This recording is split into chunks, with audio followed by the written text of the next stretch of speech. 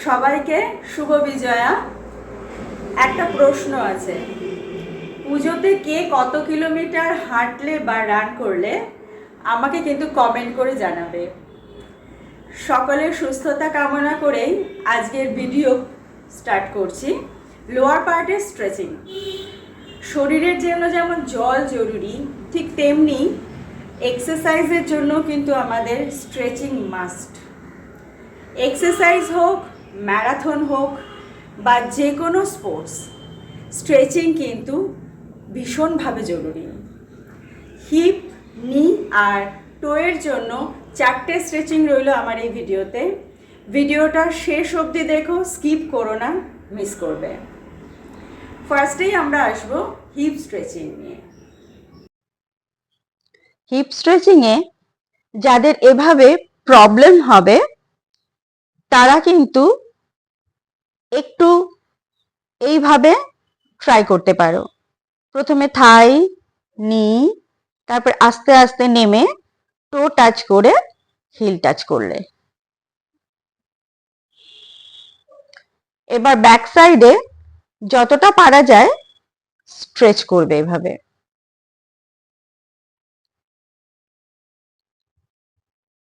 এইভাবে 10 বার করতে থাকলে কোমরে ব্যথাও যেমন আরাম পাওয়া যায়, তেমনি ফ্লেক্সিবিলিটি বাড়বে কোমরের। পিঠের যন্ত্রণা থাকলে সেটাও কিন্তু খুব আরাম দেয় এবং অনেক কমে যায়। এতে পেটের চর্বিটা কমে যাবে। পিঠের শিরদাঁড়া, যেটা স্পাইন, পুরোটাই কিন্তু ভালোভাবে রক্ত সঞ্চালন হয়। এবার নেক্সট আসছি আমরা নি স্ট্রেচিং। আজ আমার কোমরে বেশ পেন, লঞ্চ আর স্কোয়াট করে ভীষণ ব্যথা, কিন্তু আমি শিওর এই স্ট্রেচিংটা করলে আমি খুব আরাম পেয়ে যাব। ব্যালেন্সের ক্ষেত্রে কনসেন্ট্রেশনটা ভীষণ দরকার। আমার সামনে একটি বাচ্চা দাঁড়িয়ে রয়েছে, এর জন্য আমার একটু কনসেন্ট্রেশনে প্রবলেম হচ্ছে।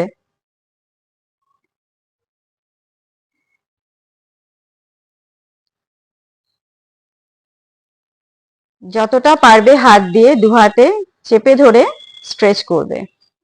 যদি এভাবে কারো প্রবলেম হয় চিন্তা করো না, নেক্সট আমি এই স্ট্রেচিং গুলো শুয়ে, ম্যাটের ওপর শুয়ে কিভাবে করতে হয় দেখিয়ে দেব। এবার হচ্ছে সাইড লেগ স্ট্রেচিং। এটাও একটা ভীষণ জরুরি পার্ট। কোমর এবং পায়ের পেশিও মজবুত হয়, স্ট্রেচিংও হয়, ব্যথার জন্য আরামদায়ক। লাস্ট হলো টো আর হিল স্ট্রেচিং। এটাতে অনেকটা কাভারেজ হয়। টো, হিল, পায়ের ফিঙ্গার্স এবং সবচেয়ে বেশি হচ্ছে কাফেরও একটা ভালো স্ট্রেচিং হয়।